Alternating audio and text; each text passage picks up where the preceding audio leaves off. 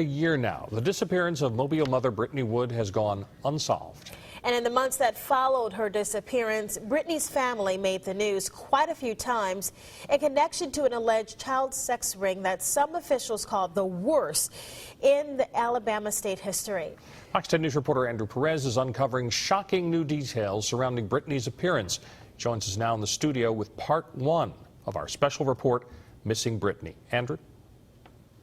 Bob Lanice, while working on this story, I found it nearly impossible to talk about Brittney's disappearance without bringing up her family's ongoing sex abuse investigation. To be clear, that investigation came first. Authorities say on February 25th, 2012, one of the suspects reported the abuse to law enforcement. Nearly 3 months later, Brittney Wood went missing. Brittney!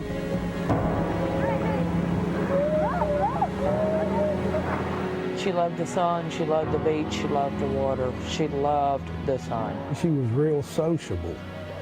You know, she could talk to anybody. Hey y'all, see your birthday party. I ain't getting nothing. Tell them who you are. I'm Brittney. For the family of Brittney Wood, these old home videos are treasures, memories of a bright young girl who grew up and became a mother. At only 19 years old, Brittney vanished from her home in Mobile.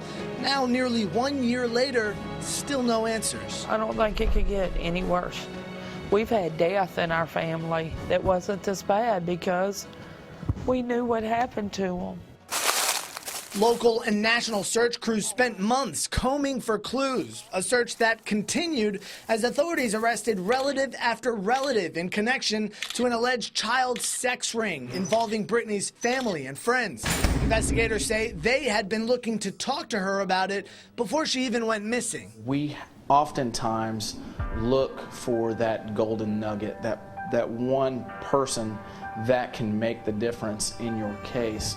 In this particular case, Brittney Wood was that person. She was the person that could tell the whole story. Until recently, Detective Eric Winberg was the lead on this sex crimes investigation in Baldwin County. Along with the family, he believes Brittney was a victim as well. How old are you, Brittney?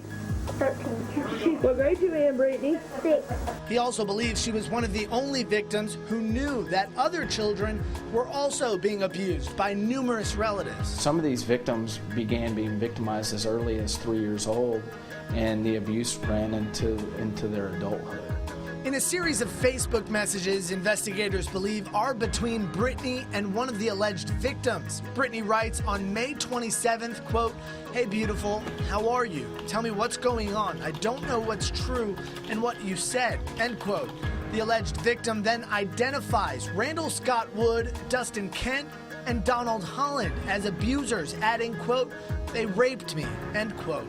Conversation continues, sharing heartbreaking details for quite some time. Brittney ends it saying in part, quote, "I love you, I'm sorry," end quote. I feel that was their attempt to reach out to one another and say, hey, you know, this is what's going on here. The alleged victim then writes repeatedly to Brittney on May 28th and again on May 30th with no response. It's that same day that Brittney was last seen leaving her home with her uncle, Donald Holland. He was a very smart, charismatic, and manipulative individual. So I truly believe that, again, yes, he knew I was actively searching for her. He was always nice, smiling.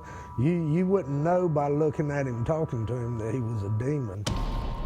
That's all he was a demon. Brittney's family, and for the very first time, her father, agreed to sit down with us to talk about the cases. They believe Holland was the ringleader behind the alleged sex crimes, and they say Brittney, frankly, was the type to speak her mind. Why do you think she would get in a car with Donnie on May 30th after having that conversation with? I believe she got in that truck to confront Donnie, and it went terribly wrong. Between phone records and witnesses, authorities determined Holland picked up Brittney at her home in Mobile and drove her to a home in the Styx River area. Brittney's phone records show she'd been texting all night until 11:30 when the text just stopped. In the early hours of May 31st, they headed back to Mobile. They traveled together back across the bay, back to Mobile, and then her phone stopped working. The very next day, Holland was supposed to meet with Winberg about the sex crimes investigation.